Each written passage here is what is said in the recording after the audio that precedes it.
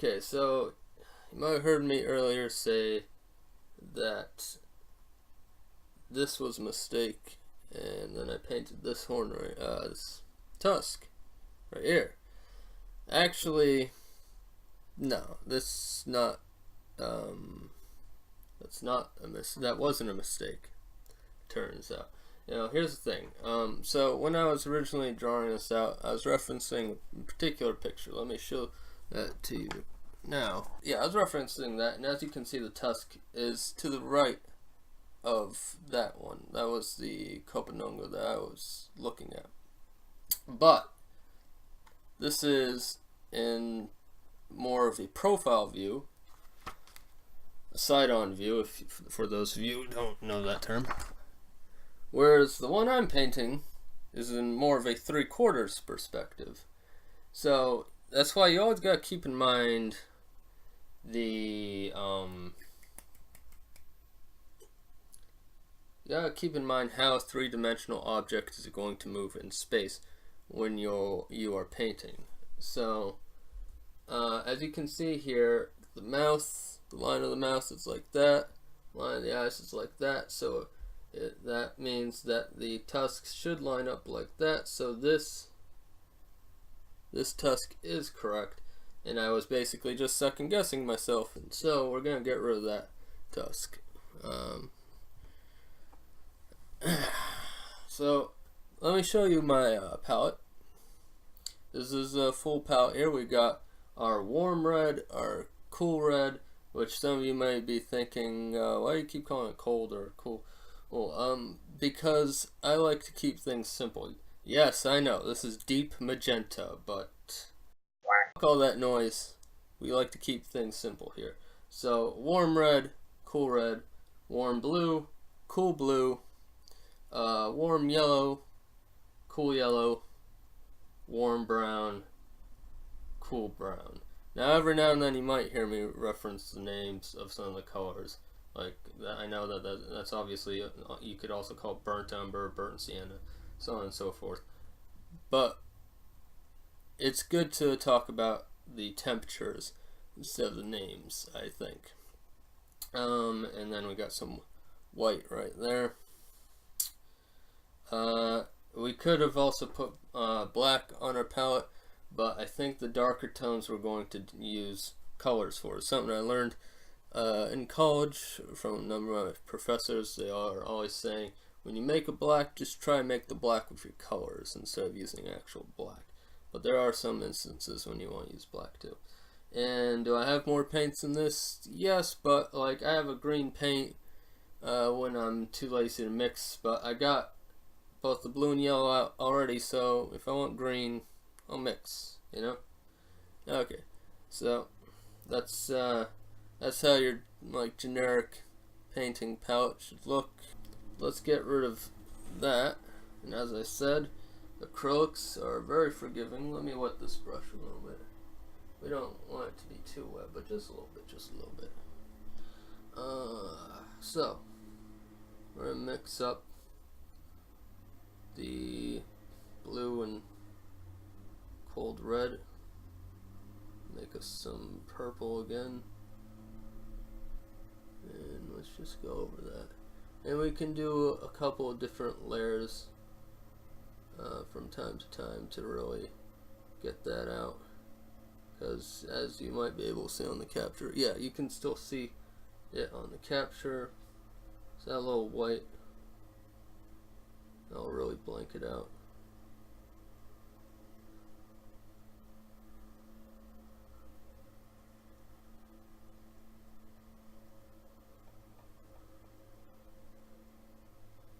I know this isn't probably as instant as you thought it would be, but let's let that dry.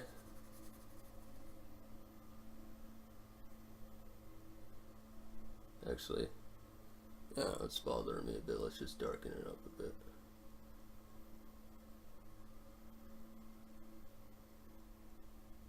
But yeah, I was actually going to remove this off screen, but figured some people out there might want to see the process.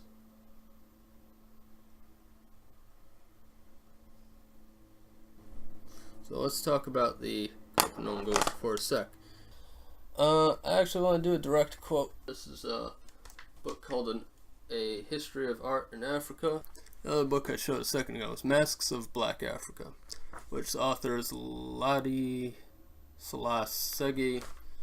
And this has a shitload of authors. The other one that I'm gonna quote, the authors of this one is Vijona, Poignor, Cole, Harris, Abiodun, and Blair. Alright. Anyway, great book. Great book. The Kponungo Mask. In parts of Senufo country, these masks belong to men's anti-witchcraft associations outside of Poro. Both Poro and non-Poro masks of this form call upon spiritual powers that can be invoked against witches or criminals, the marauding spirits of the dead, or malevolent bush spirits. As the kinds of masks sent by death in legends, these powers engage in a kind of psychological and supernatural warfare, combating any forces that might disrupt the well-being of the community. You can probably now see why I thought, hey, that would be a good matchup for Ganon. Both obviously being very powerful beings. There's my paintbrush. Damn, I said we were gonna get into colors before, so let's get some colors on this. So, other masks of the Senufo include the Ganon, which is similar looking to the Kponungo, but it's a bit different. And they'll bring those out. Actually, should I be? Well, let me just finish my piece about the Ganon. I got a bit more to say about the Kponungo now that I think about it. But the Ganon will be used at funerals of important men, and he will straddle the dead body of an important ancestor to keep their spiritual presence from roaming around the village and causing trouble for the villagers. So yeah, the Goblin's an interesting one. But I just realized there's more I actually want to say about the Kponungo. So the Kponungo is actually a mixture of a number of different animals that were present at the creation of the early chaotic universe. Those include crocodile, boar, antelope, which I'm taking away the antelope horns so that I can put in Ganon's mane or hair, if you want to call it that. Yeah, hair works too, obviously. Human eyes. Feel like I'm forgetting something. And also, the Kponungo is often decorated with a chameleon and a hornbill bird at the top. We might put something on top of this. Probably some sort of Zelda enemy.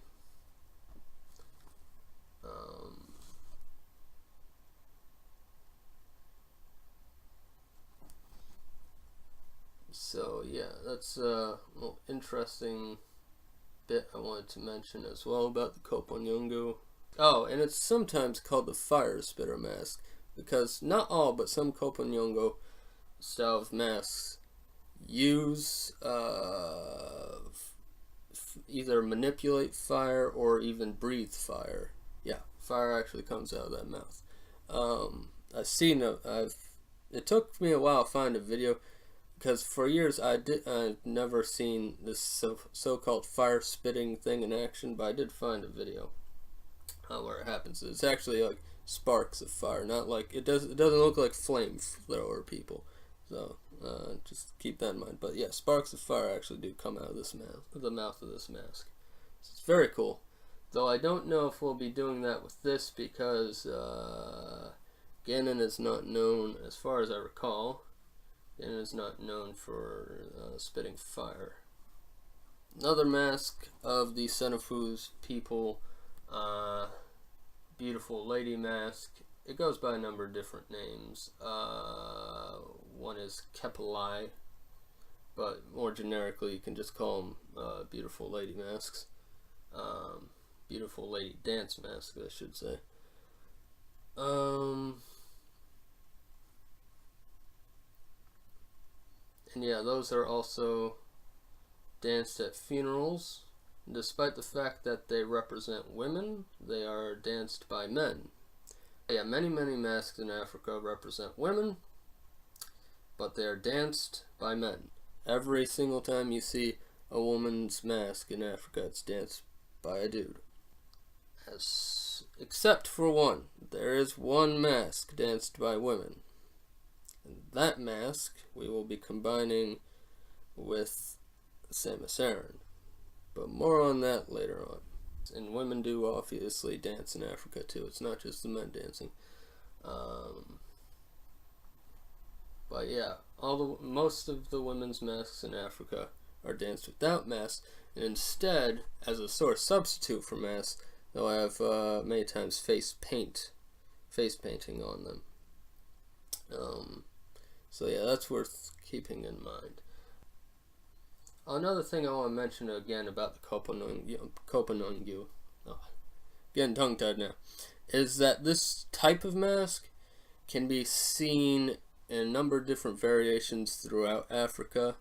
So many different peoples do make their own kind of these masks. One being the Bonon Amwin, which is from the Ballet people. The Bonon Amwin is very similar to this mask,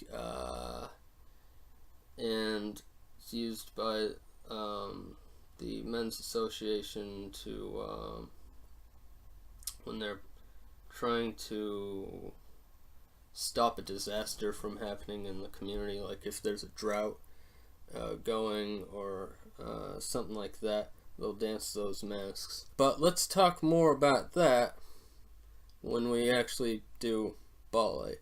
But my point is that there are very similar masks all throughout West Africa, akin to the Kponungo. That's what I was trying to get at.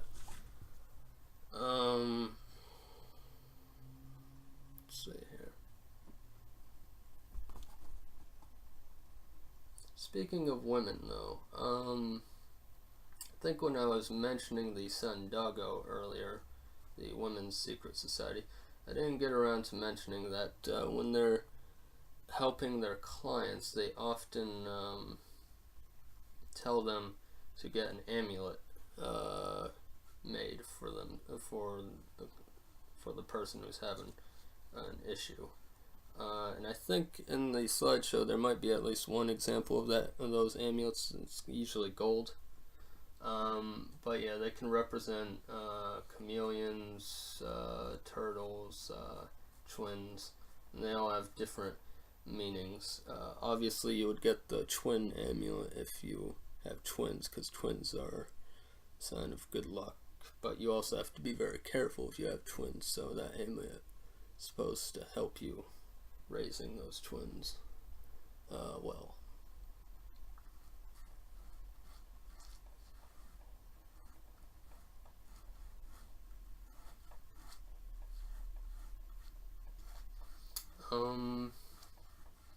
Right. There's at least one other mask I wanted to mention. The Yarjo is basically like a more entertaining, more jocular masks. The man who wears that must be good at his puns. I'm not joking.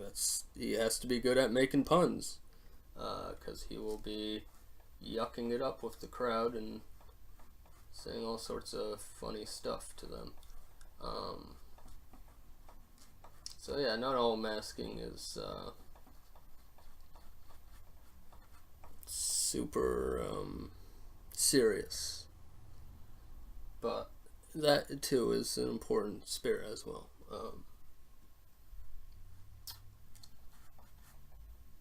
We'll detail this hair more as we go on, but that's going to be the basic shape for that. The jewel on Ganondorf's head, what color is that? Yellow? Alright. I also got my Hyrule Historia out in case I need to take a gander at Ganon. Actually, let's color in Ganon's skin. Now, let me show you Hyrule Historia real quick for a reason. You might be wondering, why did I choose brown for the outline? I'm not even sure. I think I was thinking about the wood of the mask, to be honest. But Ganon himself is not that color. Ganondorf is brown, but yeah. And I believe earlier I was mentioning that, yeah, Ganondorf, as you can see, the man, brown-skinned man, except Twilight Princess made him gray, as you can see there. Why the f*** did they turn his skin gray? I don't know. But anyway, yeah, the classic Ganon is either a dark, cool blue or a warm blue. So that's the warm blue. Over here is the cool blue one. Yeah. And Twilight Princess's Ganon, which is what I'm taking a lot of reference from actually, is more blackish grayish. But I think I want to go with the blue. A combination of the cool and warm blues. I think that's what we're going to go with. Oftentimes when you're making a sketch, as I did, you do want to also do color studies. I didn't do that this time, but whatever. I mean, we got the colors of Ganon to reference. Could we have used the colors of the Kponungo? Yes, but we are taking so much from the Kponungo that it makes more sense to add in the colors of Ganon. You know what I mean? Because it's very much Kponungo right now still, I think. So, to marry the two more together, let's use the Ganon color scheme. The next part of this episode of Game Ritual will be uploaded soon. Please subscribe for more and share with your friends. Thank you.